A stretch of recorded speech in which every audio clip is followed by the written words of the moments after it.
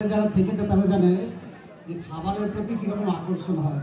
আশপাশের বাড়িতে নিমন্ত্রণ থাকলে সেদিন দিকে চলে যেতাম। এটা ওরকম মনে হলো যেন আমাকে বলতে বলা হয়নি, তবুও চলে গেলাম।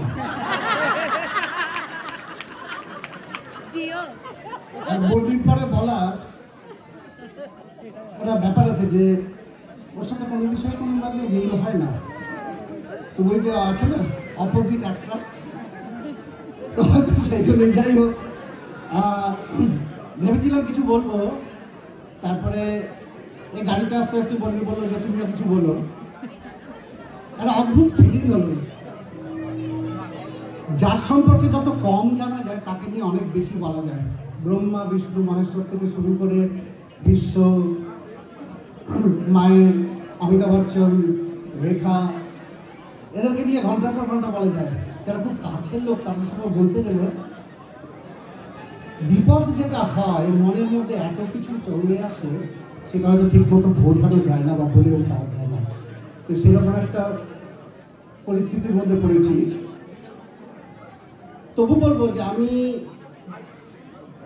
বাঘা বা পূজারি যতগুলো অনুষ্ঠানে গেছি তার মধ্যে যে দুজনকে দেখে আমার মনে হয়েছিল তাদের সাথে আলাপ করাটা নিজের সৌভাগ্য, তার মধ্যে একজন হচ্ছে রিচা, আর আরেকজন এখন এখানে থাকে না।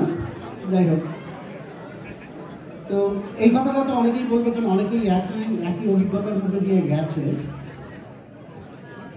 রিচা এমন একজন পার্সন যে যার কাছে আমি অনেক সময় কীভাবে বলবো, যে আমরা যখন নাটক করি তখন অনেকেই অনেক সময় বলে যে একটা অনেস্ট ফিডব্যাক দিও।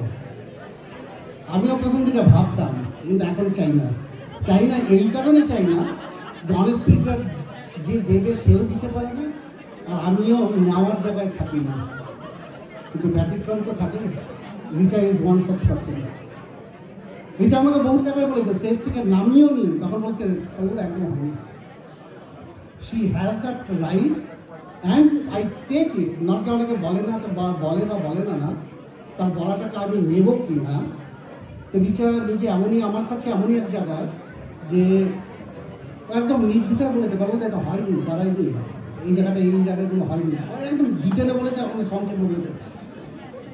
আমি প্রত্যেকবার স্টেজ থেকে নামার পরে একটা আমার বাড়িতে আসর বসে, যেখানে আমি একাই থাকি বা আমরা চারজন থাকি, সেখানে রিচার সাথে নিয়ে ডিটেল আলোচনা আছে।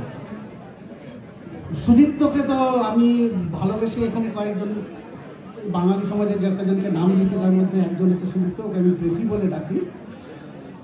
আর বয়স বাড়তে বাড়তে একটা জিনিস হয় যে বেশি বয়সে না বন্ধুত্ব ঠিক হয় না, বন্ধু হয় না, একটা বন্ধুর মতো ব্যাপার থাকে। বাট রিচা সুদীপ্ত এমনই, মানে one of the few people যারা আমার কাছে বন্ধুর মতো হয়েছে, যাকে এখানে অনেক সময় বলা হয় না যে 3 AM ফ্রেন্ড, যাদেরকে রাত বিরাতে কোনো অনুষ্ঠান ছাড়াও দেখা যায়, যার উপরে ভরসা করা যায়। এই দুজনে এইরকমই একজন। আর আরেকটা মজার কথা বলে শেষ করে বলি, আমার পিছন দিকে সুশ্রী দিচ্ছে। এগুলো নেহাতি ব্যক্তিগত আলাপচারিতা। রিচা সুদীপ্তর প্রতি কিরকম অবসেস তার একটা উদাহরণ দিচ্ছি। বর্ণি প্রতি কিছু বছর পরপরই এরকম একটা ইনসিডেন্ট হয় পূজারি বা বাগাতে গেলে কিছু না কিছু গুরুত্বপূর্ণ জিনিস হারিয়ে ফেলা। তারপরে সেটা ধুমধামাকা পড়ে যায়, সবাই মিলে খোঁজে।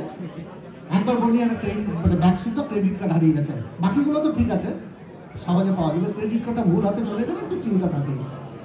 হ্যাপেন টু বি সুদীপ্ত ওটা পেয়েছে, বর্ণিকে ফেরত দিয়েছে।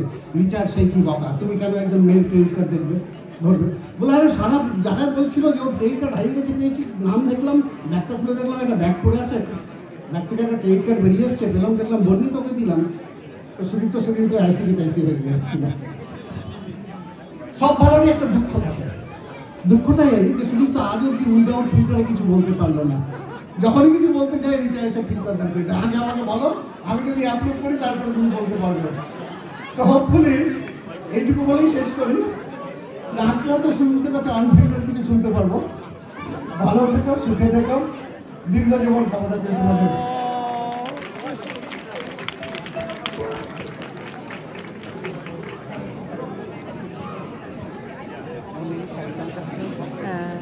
বাহ।